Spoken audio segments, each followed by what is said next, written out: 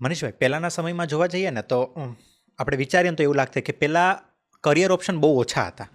કે for example 10માં Sara mark આવે તો ઓપ્શન હોય સાયન્સ, કોમર્સ કે આર્ટ્સ. હજી જો કે એ જ છે, પણ પહેલાં તો ફિક્સ હતું. હવે તો બહુ સારો રેન્ક હોય તો એ કોમર્સ લઈ લે છે, આર્ટ્સ લઈ લે છે, બરાબર. પહેલાં આવું થતું. હવે સાયન્સ લે તો ફિક્સ ડૉક્ટર કે એન્જિનિયર, અને એન્જિનિયરિંગમાં તો ત્યારે ચાલતું કે મિકેનિકલ કે કોમ્પ્યુટર. હા, બરાબર. પછી બીજું બધું થોડું ઘણું બહુ ઓછું હતું. એટલે પહેલાં કરિયર ઓપ્શન બહુ લિમિટેડ હતા. અને અત્યારના સમયમાં જોવા જઈએ, છેલ્લા ખાસ આફ્ટર કોવિડ 3-4 વર્ષમાં જોવા જઈએ કેટલા બધા કરિયર ઓપ્શન છે. કારણ કે તમે હમણાં જે વાત કરી કે ઘણીવાર બાળકો કન્ફ્યુઝ હોય છે, તો પેરેન્ટ્સ એને ટાઈમ આપે છે કે હા તું તારી રીતનું કર. નથી થતો તારી પાસે ઓપ્શન ઘણા બધા છે. એટલે એ ઓપ્શન અત્યારે બહુ બધા ઓપન થઈ ગયા છે. આપણે જ વાત કરીએ કે સોશિયલ મીડિયા જ્યારે હતું નહીં, ત્યારે આ social media creator, social media content writer, social media scheduler, આ બધી જોબ જ નહોતી ને, ઓપ્શન જ નહોતા. અત્યારે કેટલા બધા કરિયર ઓપ્શન થઈ ગયા છે. અને ઘણીવાર એવું જોવા જઈએ ને તો ડિગ્રી બી એક સમયે મને એવું લાગે છે કે એટલી મેટર નથી કરતી જેટલી પહેલાંના સમયમાં કરતી હતી. પહેલાંના સમયમાં જો કમ્પેરિઝનમાં આપણે જોવા જઈએ તો અત્યારે યુવાનો માટે કરિયર ચૂઝ કરવું પહેલાંના કરતાં થોડુંક ઇઝી છે. પૈસા કમાવા પહેલાં કરતાં થોડાક ઇઝી છે, ઘણા ઇઝી છે, મને એવું લાગે છે. તો આના ઉપર આપનો શું વિચાર છે? સૌથી પહેલાં તો આપણે કરિયર શું છે એ સમજીએ. કરિયર મતલબ જેમાં તમે તમારું ભવિષ્ય બનાવવા ઈચ્છો છો એ વસ્તુ. આપણે ટી શર્ટ લેવા જઈએ ને તો આપણે ટી શર્ટની એ જે શોપવાળો ભાઈ હોય ને એને એવું કહીએ કે હું ટ્રાય કરી લઉં.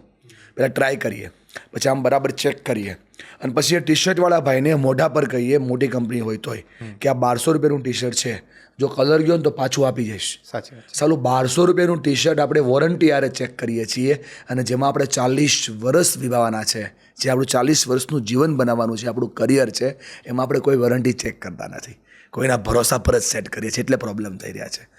તમે કીધું ને ડિગ્રીનું મહત્વ કોઈ છે જ નહીં. તમે જે કોલેજમાં ભણો છો ને તમારા પ્રોફેશનમાં ક્યાંય કામ નથી લાગવાનું. ટકા પાછળ ના દોડો, ટેલેન્ટ પાછળ દોડો, કેમ કે આવનારો સમય ટેલેન્ટનો છે. માત્ર એજ્યુકેશન નહીં ચાલે, એજ્યુકેશન પ્લસ સ્કિલ એ આવનારા સમયની ડિમાન્ડ છે.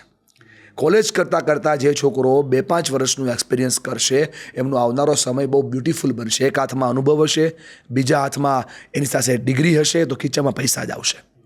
મેઇન પ્રોબ્લેમ એ છે ખાલી કોલેજ કરીને લોકો ખૂબ પોતાના વર્ષોને સ્પોઇલ કરી રહ્યા છે. તમે 4-5 સવાલો સાથે પૂછ્યા છે, એમાં હું તમને એકના આન્સર આપું. કરિયર પસંદ કેમ કરાય?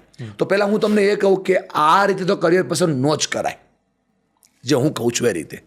લોકો શું કહેશે એ સાંભળીને ક્યારે કરિયર પસંદ ના કરાય. મારા ફ્રેન્ડે શું સિલેક્ટ કર્યું, કોઈ દિવસ કરિયર પસંદ ના કરાય. અત્યારે સહેલું શું છે, ક્યારે કરિયર પસંદ ના કરાય. મને શેમાં મજા આવે છે, ના કરાય. સમજો, આ તો બહુ ડિફિકલ્ટ છે. મજા આવે છે ના કરાય. શું કામ? કેમ કે તમારી મજાને તમે ચેક નથી કરી. હવે તમને ક્લાસિફાઈ કરું. તમારી મજા છે ને એક્સટર્નલ છે, ઇન્ટરનલ નથી. એક્સટર્નલ ઇમ્પેક્ટને ધ્યાનમાં લઈને ક્યારેય કરિયર પસંદ ના કરાય. મારા ભાઈનો દીકરો CA થઈ ગયો ને તો એને બંગલો બનાવ્યો, મારે CA થવું છે, ન થવાય. What is your internal interest? તારી આંતરિક રુચિ શું છે એના આધારે કરિયર પસંદ કરાય. હવે આંતરિક રુચિ એટલે શું?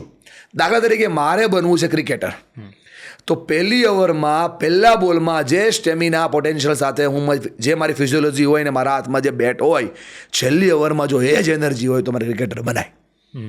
તો that is your internal interest. તમારા ઇન્ટરનલ ઇન્ટરેસ્ટને જાણમાં લઈને જ કરિયર પસંદ કરાય. લોકો શું કરે છે ખબર? દેખાદેખી બહુ ચાલે છે અત્યારે માર્કેટમાં. સોશિયલ મીડિયા હાથ વગું થઈ ગયું ને એટલે લોકો છે ને દેખાદેખીમાં કરિયર પસંદ કરી દે છે, એટલે પ્રોબ્લેમ વધારે થાય છે. 5 સવાલ છે કરિયર પસંદ કરવાના. આ નહીં કરવાના હતા એવા 5 સવાલ છે. તું જે કરે છે શું એ કરવું તને ગમે છે તો કરાય. એ કરવાથી તને રોજ નવું શીખવા મળે છે તો કરાય. એ કરવાથી તને પૈસા મળે કે ના મળે તો પણ તું એ કામ કરશે તો એ કરાય. તું કાલ કરતાં આજે કરીને અપડેટ અનુભવે છે પોતાની સેલ્ફમાં તો એ કરાય. અને કર્યા પછી તને થાક નથી લાગતો તો એ તારું કરિયર છે. જો આવું કરિયર પસંદ થાય તો વ્યક્તિ કોઈ દિવસ ડિપ્રેસ ન થાય. આ કરિયરની ફિનોમિના છે. અને માતા પિતાને તો ખાસ કહું, મને મારા પ્રોગ્રામો પતે ને, હું 11-12 સાયન્સના કોલેજોના પ્રોગ્રામો લઉં, કરિયરમાં બી ઘણીવાર પ્રોગ્રામો લઉં, તો માતા પિતા આવીને મને છોકરું બતાવે, જેમ સેમ્પલ બતાવતા હોય એમ કે આ મારું છોકરું. આપણે કહીએ કે હા. બોલે શું? બોલે આના માટે કઈ લાઈન સારી સાહેબ, આના માટે કઈ લાઈન સારી? છોકરું મારી આમ જોયા કરે, હા આપણે કઈ લાઈન સારી? તો હું એને કહું કે બેટા લાઈન બધી જ સારી છે, તું નક્કી કર કે તું કઈ લાઈન માટે હારો છો. કેમ કે લાઈન સારી ના હોત તો ક્રિકેટરમાં સચિન તેંડુલકર રૂપિયા બનાવતા ના હોત, વિરાટ કોહલી એક પોસ્ટ મૂકવાના કરોડ રૂપિયા લેતા ના હોત. લાઈન બધી જ સારી છે. હું કઈ લાઈન માટે સારો છું કઈ લાઈન મારા માટે સારી છે એ ચેક કરવું બહુ એ જરૂરી છે. આઈડેન્ટિફાય કરવું જોઈએ. Yes, that is selection of career. Problem એ છે રાઇટ ચોઇસ છે ને એ બ્રાઇટ ફ્યુચર આપે છે. પ્રોબ્લેમ એ છે કે આપણી ચોઇસ જ રાઇટ નથી એટલે ફ્યુચર ડાર્ક થઈ જાય છે. સો આ સિલેક્શન બહુ સહેલું છે તમે કીધું એમ, પણ સિલેક્ટ કરવું બહુ અઘરું છે. આજના સમયની અંદર મારા યુથને એટલું જ કહેવું છે, ખાલી ને ખાલી ડિગ્રી પાછળ ના ભાગો દોસ્ત, એક સ્કિલ પાછળ ભાગો. એક સ્કિલ તમારી પાસે હશે ને, લોકો તમને શોધતા આવશે. તમને સારા તબલા વગાડતા આવડતા હશે ને, મારો દોસ્ત છે ઉમેશ પરમાર, એક રાત તબલા વગાડવાના 70,000 રૂપિયા લે છે દોસ્ત. સ્કિલ. મંજીરા વગાડવાના લોકો 2,000 રૂપિયા લે છે 2 કલાક. સમજાય છે? ખાલી કલાકારીમાં વાત કરીએ તો મહેંદી મૂકવાનું, અમારા સુરતમાં મહેંદી મૂકવાના બેન મહિને લાખ રૂપિયા કમાય છે. તમે સમજો, સ્કિલ. આવનારો સમય સ્કિલનો છે, ડિગ્રીનો નથી. તમે જે કંપનીને જેના માધ્યમથી લોકો આપણને જોઈ રહ્યા છે, યુટ્યુબ, એના આવી યુટ્યુબ જેવી મોટી કંપનીઓ, ગૂગલ જેવી મોટી કંપનીઓ ડિગ્રી નથી માગતી, એક્સપિરિયન્સ માગે છે. સમજો છો ને? અને તમે બી કોઈ પાસે જશો તો ડિગ્રી સાઈડ થશે, તમારો અનુભવ બહુ કામ કરશે. એટલે કરિયર ત્યાં સેટ કરો જે અનુભવના પૈસા મળે. અનુભવથી મોટું આ દુનિયામાં કાંઈ નથી. સ્કિલ મેટર કરે છે. આવડત છે ને તો ઓળખાણ છે, આવડત છે ને તો ઇજ્જત છે, આવડત છે ને તો આવક છે, આવડત છે ને તો આવનારા સમયમાં અસ્તિત્વ છે, અને આવડત છે ને તો જ બધું છે. જો આવડત નથી તો બધું ખાલી. જો ખાલી કોલેજ કરશો કોઈ પણ જગ્યાએ, ખાલી કોલેજ એટલે ડિગ્રી કરી પૂતાવી, બાપના પૈસે પૂરી કરી, બરાબર, એ ન ચાલે. ડિગ્રી કરતાં તમે જે ભણો છો એનો અભ્યાસ શરૂ કરો. તમને જે, માનો કે તમે BCA કરી રહ્યા છો અને તમે કોડિંગ શીખી લો અને રોજ 5 કલાક કોડિંગની પ્રેક્ટિસ કરો કોઈને ત્યાં જઈને, તો તમારી સ્કિલ ડેવલપ થઈ રહી છે. આ સ્કિલ તમને શું આપશે? જો ખાલી કોલેજ કરશો તો પાછળની સીટ ખાલી.